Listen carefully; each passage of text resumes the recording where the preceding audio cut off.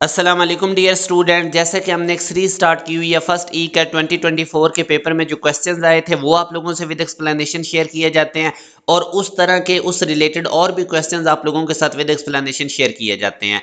इससे पहले important announcement ये है कि जो स्टूडेंट्स भी सेकंड ई कैट की नस्ट एनईटी 4 टेस्ट की एक प्रॉपर वे से प्रिपरेशन करना चाहते हैं तमाम सब्जेक्ट्स की अलॉन्ग टेस्ट सेशन, तो आप हमारे ऑनलाइन सेशन को ज्वाइन कर सकते हैं। इस दिए गए कॉन्टैक्ट नंबर पर व्हाट्सएप करके आप हमारे बैच की तमाम डिटेल्स ले सकते हैं। जिन स्टूडेंट्स ने अभी तक हमारे व्हाट्सएप चैनल को फॉलो नहीं किया जरूर करें, इसी वीडियो के डिस्क्रिप्शन में आपको इसका लिंक मिल जाएगा। इसके थ्रू आपको टॉप यूनिवर्सिटीज के स्कॉलरशिप की अपडेट्स मिलेंगी आगे चल के कि किस तरह से स्कॉलरशिप गेन करने हैं टॉप यूनिवर्सिटीज के अंदर।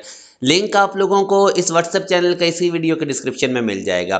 अब पहला क्वेश्चन है, in Young experiment one slit is covered with a blue filter and other slit with a green filter, then the interference pattern. तो याद रखें इंटरफेरेंस पैटर्न सेम कलर पे ऑब्जर्व की जाती है, डिफरेंट कलर पे ये नहीं बनती, इंटरफेरेंस पैटर्न ऑब्जर्व नहीं की जाती। तो यूं हमारे पास delta is the right answer.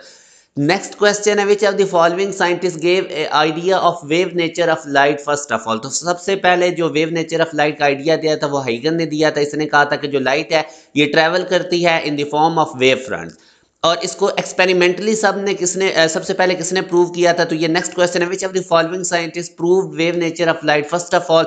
तो वो हमारे पास थॉमस यंग था। और वो कौन सी लाइट की प्रॉपर्टी, वेव प्रॉपर्टी सबसे पहले स्टडी की गई थी, ये इंटरफेरेंस थी। तो ये भी आपको पता होना चाहिए।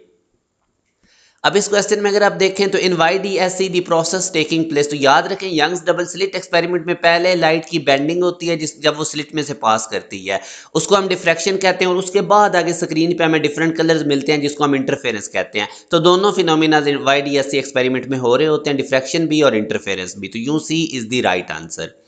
अब इस क्वेश्चन में अगर आप देखें तो इफ वी प्लेस, ये पेपर एक रखते हैं, रिड्यूस इंटेंसिटी ऑफ लाइट हो जाती है on one of the slits of YDSC. YDSC में अगर हम एक स्लिट के सामने पेपर रखते हैं तो जाहिर है उसकी इंटेंसिटी कम हो जाएगी। जब लाइट की इंटेंसिटी कम होगी तो वो जो आपको डार्क और ब्राइट फ्रिंजेस नजर आएंगे वो लेस डार्क और लेस ब्राइट हो जाएंगी। तो यूं बीटा हमारे पास राइट आंसर है।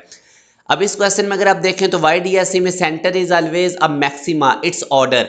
तो आपको पता है कि जो पाथ डिफरेंस होता है वो d sine theta equal to m lambda होता है हमारे पास ब्राइट फ्रिंजेस के लिए। तो सेंटर पे चौंके ब्राइट फ्रिंज बनता है, तो यहां से अगर आप देखें तो एम अगर मैं जीरो पुट करता हूं उसका जीरो ऑर्डर होगा, तभी हमारे पास d sine theta equal to zero आएगा।